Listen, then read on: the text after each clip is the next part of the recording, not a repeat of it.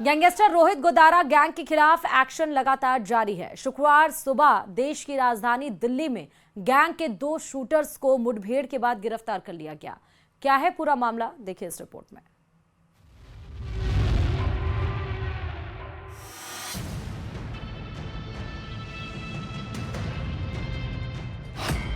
Rohit Godara gang पर action लगातार।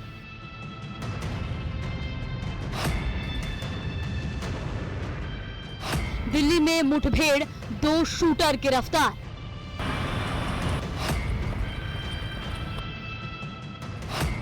Gangsters के खिलाफ जारी है एक्शन। गैंगस्टर के गुर्गों का राजस्थान कनेक्शन।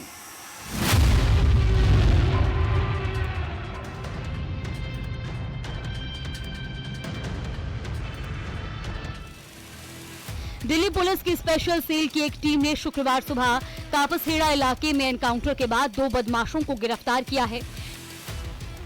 इनकी पहचान राजस्थान के श्री गंगानगर के आकाश राजपूत और भरतपुर के महिपाल के रूप में हुई है।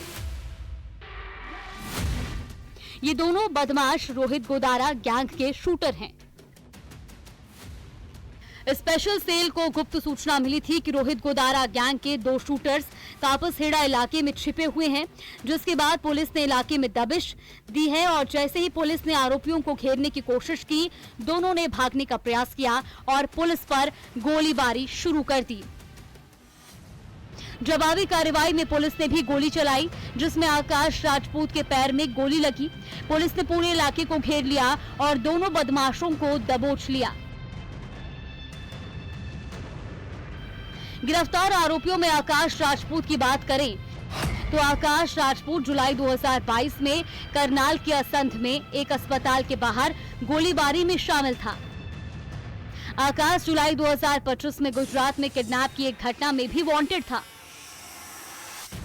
श्रीगंगानगर पुलिस ने आकाश राजपूत पर 20,000 रुपए का इनाम घोषित कर रखा था।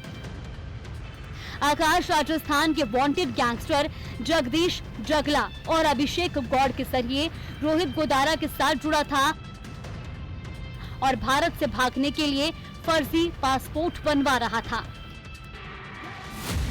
तो वहीं दूसरा अपराधी महिपाल असंध वाली गोलीबारी के केस में पहले गिरफ्तार हो चुका था, लेकिन बेल पर बाहर आने के बाद उसने आकाश के साथ फिर से गैंगस्टरों से साठगांठ कर ली। फिलहाल आकाश राजपूत का अस्पताल में इलाज जारी है, तो वही महिपाल से पूछताछ हो रही है। जल्द ही इनसे किसी बड़े खुलासे की उम्मीद है। Bureau report, news 18। चलिए बाड़मेर से बड़ी खबर आपको बता रहे हैं। विनोद जाखड़ को रिहा करने की मांग तेज हो गई है। एनएसयूआई ने मुख्यमंत्री के नाम ज्ञापन सौंपा है। जिला कलेक्टर टीना डाबी को ज्ञापन सौंपा गया है। विनोद जाखड़ सहित कार्यकर्ताओं को रिहा करने की मांग की गई है। कार्यकर्ताओं को हिरासत में 48 घंटे तक रखने का आरोप यहां पर लगाया गया है। अब सीएम को ज्ञापन सौंपा गया है। जिला कलेक्टर टीना डाबी को यह ज्ञापन सौंपा गया है। एनएसयूआई के कार्यकर्ताओं ने अब विनोद जाखड़ को जो गिरफ्तार किए गए हैं उनको रिहा करने की मांग तेज कर दी है।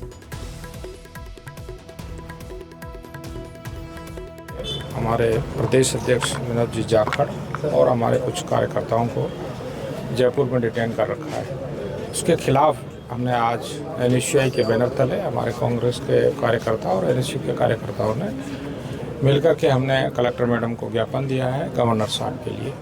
सर क्या मांग हमारी ये थी कि प्रदर्शन हमारे कार्यकर्ता प्रजातांत्रिक तरीके से प्रदर्शन कर रहे थे और उनको डिटेन किया गया है, उनकी गाड़ियां तोड़ी गई है, जो सरासर अन्याय और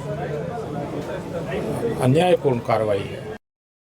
राजस्थान विश्वविद्यालय में एनएसयूआई कार्यकर्ताओं पर हुए हमले ने सियासी माहौल गरमा दिया है। शस्त्र पूजा को लेकर एनएसयूआई कार्यकर्ताओं की डंडों से की गई पिटाई पर अब विपक्ष ने सरकार और पुलिस के रवैये पर सवाल उठाया है।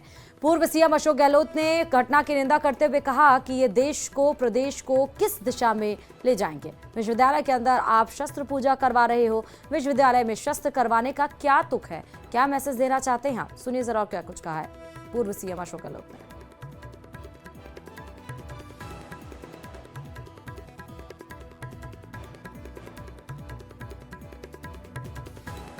इसकी मैं घोर निंदा करता हूँ, भर्त्सना करता हूँ। ये देश को, प्रदेश को किस दिशा में ले जाएंगे, बहुत चिंता लग गई हम लोगों को कि आप शस्त्र पूजा करवा लो विश्वविद्यालय के अंदर। शस्त्र पूजा विश्वविद्यालय के अंदर शिक्षा के जो पावन जगह है, वहाँ क्या थूक, क्या मैसेज देना चाहते हैं आप? अनावश्यक वहाँ आपस में ना इत्तेफाकी हुई, और जिस प्रकार उनके पास डंडे होते हैं आरएसएस के पास में, क्या डंडे इसलिए काम आते हैं जो शांतिपूर्ण तरीके से, अहिंसक तरीके से कोई आंदोलन करे, जो डेमोक्रेसी में जायज है।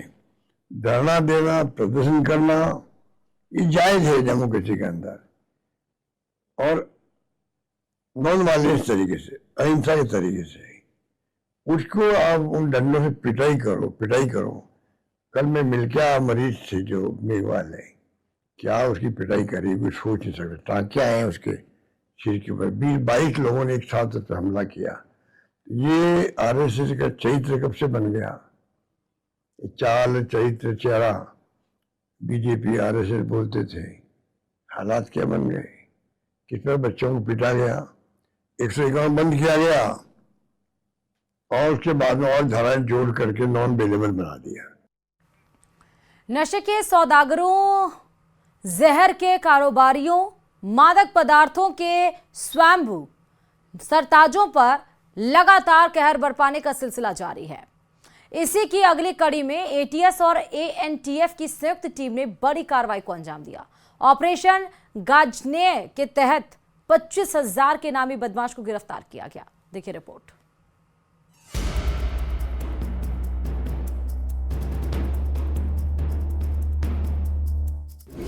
पूर्व एनएसजी कमांडो नशे का सरताज,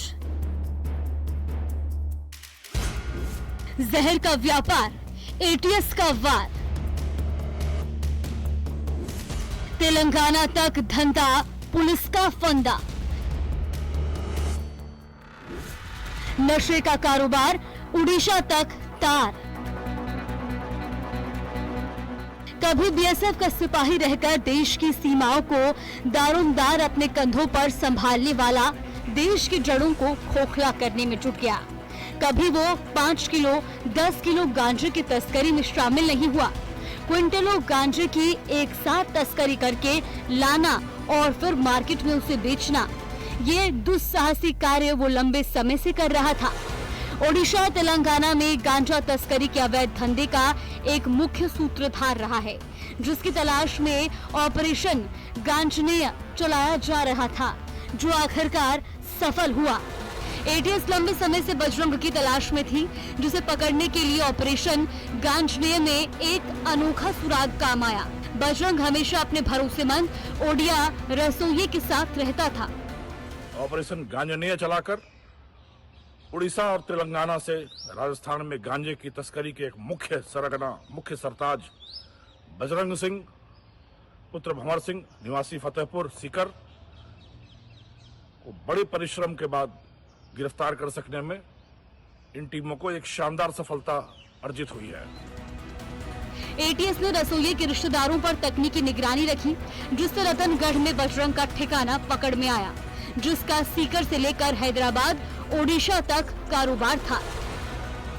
सीकर के फतेहपुर में कई क्विंटल गांजा के मामले में वांछित रहा बजरंग, जिस पर 25,000 रुपए का इनाम भी घोषित रहा। इसके पहले वो हैदराबाद में, आंध्र प्रदेश तेलंगाना हैदराबाद में भी 2 क्विंटल गांजे के साथ के मामले में पकड़ा गया बजरंग सिंह।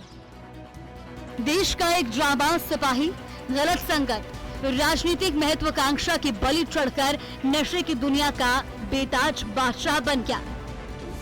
दरअसल बजरंग सिंह सीकर के फतेहपुर शेखावटी थाने के कांगरा गांव का रहने वाला है। 7 साल तक एनएसजी कमांडो में सेवा दिया। 2008 में मुंबई 26/11 हमले के दौरान सेवाएं दी। होटल ताज में आतंकियों से भिड़ा था।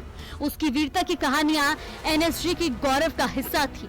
फिर 2021 में रिटायरमेंट के बाद उसने राजनीति में किस्मत आजमाई, लेकिन हार मिली। आर्थिक तंगी और गलत संगत ने उसे नशा तस्करी की ओर धकेल दिया। इसके बाद उसने अपराध का रास्ता चुना और गांजा तस्करी का इनामी कुख्यात बन गया। फिलहाल 2 महीने के अथक प्रयास के बाद बजरंग को पकड़ने में सफलता हासिल हुई।